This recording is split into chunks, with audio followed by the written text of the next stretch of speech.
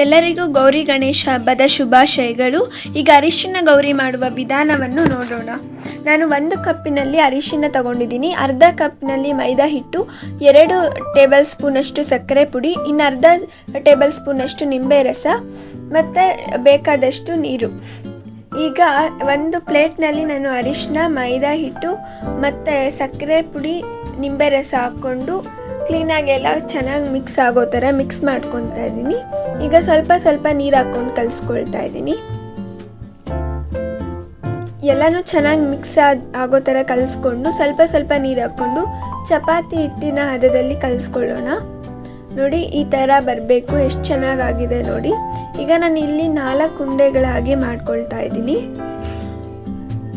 4 ಉಂಡೆಗಳಲ್ಲಿ ನೋಡಿ, ಒಂದು ಪೀಠಕ್ಕೆ, ಇನ್ನೊಂದು ಮುಖಕ್ಕೆ, ಇನ್ನೊಂದು ಜಡೆಗಂಟು, ಇನ್ನೊಂದು ಮೂಗಿಗೆ ಅಂತ ಮಾಡ್ಕೊಂಡಿದ್ದೀನಿ.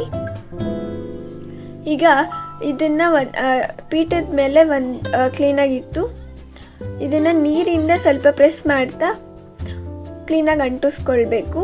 ನೋಡಿ, ಈ ಥರ ಆದಮೇಲೆ ಸೈಡಲ್ಲಿ ನಾವೀಗ ಜಡೆಗಂಟನ್ನು ಕೂಡ ಅದೇ ರೀತಿ ಅಂಟಿಸ್ಕೊಳ್ಳೋಣ. ನೋಡಿ, ಸೈಡಲ್ಲಿ ಮಾಡ್ತಾ ಇದ್ದೀನಿ. ಎಷ್ಟು ಚೆನ್ನಾಗಿ ಬರುತ್ತೆ ನೋಡಿ. ನಿಧಾನಕ್ಕೆ ಪ್ರೆಸ್ ಮಾಡ್ಕೊಳ್ಬೇಕು. ಈಗ ಈ ಥರ ಆಗಿದೆ.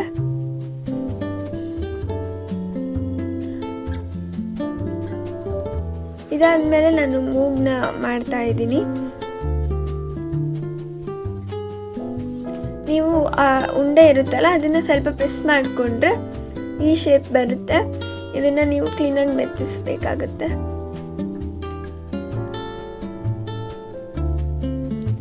ಈಗ ಇದೆಲ್ಲ ಆದಮೇಲೆ ಈಗ ಇದನ್ನು 3 to 4 hours ಬಿಟ್ಟು, ಯಾಕಂದರೆ ಅದು ಕ್ಲೀನಾಗಿ ಆರ್ಕೊಂಡ್ಮೇಲೆ ಡೆಕೋರೇಷನ್ ಮಾಡೋಕ್ಕೆ ಈಸಿ ಆಗುತ್ತೆ. ನಾನೀಗ ಇದನ್ನು 3 to 4 hours ಬಿಟ್ಟಿದ್ದೀನಿ. ಎಷ್ಟು ಚೆನ್ನಾಗಿ ಆರಿದೆ ನೋಡಿ. ಈಗ ಇದಾದಮೇಲೆ ನಾನು ಇಲ್ಲಿ ಜಡೆಗೆ ಕಲರ್ ಹಾಕ್ತಾ ಇದ್ದೀನಿ. ಅಂದರೆ ಇವಾಗ ನಿಮ್ಮ ಹತ್ರ ಕಲರ್ ಇದ್ದರೆ ಕಲರ್, ಇಲ್ಲಾಂದರೆ ಐಲೈನರ್. ನಾನೀಗ ಇದಕ್ಕೆ ಐಲೈನರಿಂದನೇ ಎಲ್ಲ ಕಲರ್ ಹಚ್ತಾ ಇದ್ದೀನಿ ನೋಡಿ.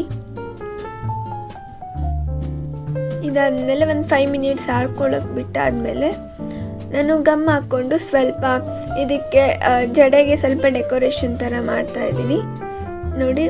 ಚಿಕ್ಕದಾಗಿ ಸರ ಥರ ಮಾಡ್ಕೊಂಡಿದ್ದೀನಿ. ನಾನಿಲ್ಲಿ ಮಣಿಗಳಿಂದ ಅದನ್ನು ಏರಿಸ್ಕೊಂಡು ಮಾಡ್ಕೊಂಡಿದ್ದೀನಿ. ಸ್ವಲ್ಪ ಗಮ್ ಹಾಕ್ಬಿಟ್ಟು ನೀವು ಅದನ್ನು ಕ್ಲೀನಾಗೆ ಮೆತ್ತಿಸ್ರಿ. ಇದಾದಮೇಲೆ ಒಂದು ಚಿಕ್ಕ ಡಿಸೈನ್ ಥರ ಇರೋ ಸ್ಟೋನ್ ಹಾಕಿದ್ದೀನಿ ನೋಡಿ.